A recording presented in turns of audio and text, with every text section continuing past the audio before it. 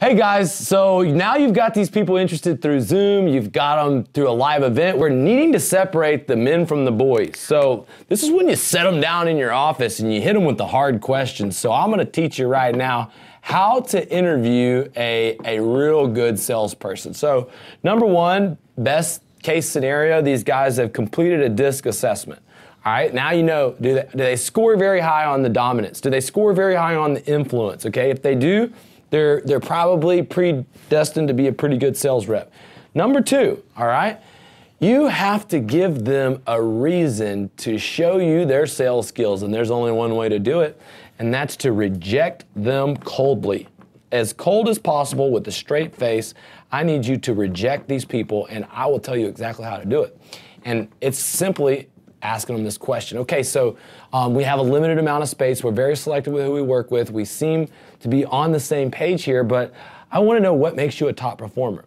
That question, what makes you a top performer, all right, is a very loaded question. And to me, doesn't matter what the answer is, okay? They're going to tell me, because I was great at high school football, because I was a great car salesman, because I have great communication skills.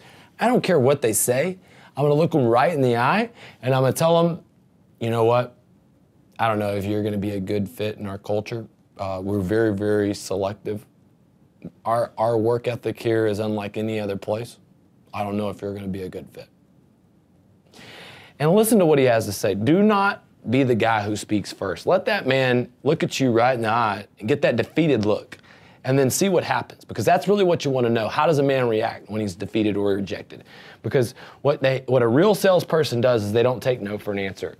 A real top performer will not take no for an answer. And what he'll do is he'll say, look, I don't care if you don't think I'm a top performer. I am a top performer. Let me tell you why. I sold 35 cars in a month.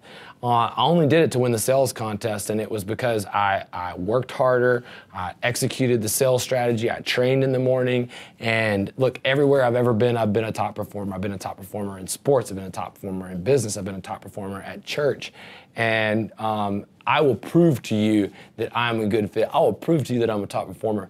And that's how you find out if the guy has the grit, because when you're interviewing people, you want to find out, do they have the personality type to be a good salesperson? Do they have grit?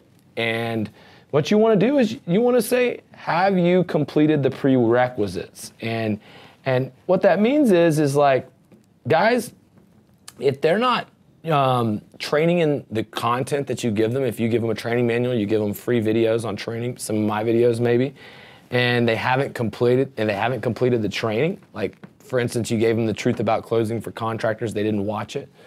That shows to me that the guy is somewhat uncoachable. He's not that open-minded, you know, and realistically, you know, you don't want to hire anyone that can't follow instruction. You don't want to hire anyone that walks away in the face of rejection, and you don't want to file, like when you test somebody for dominance and influence, the other side of that is like a type A personality who's a little bit more organized and who's a little bit more analytical.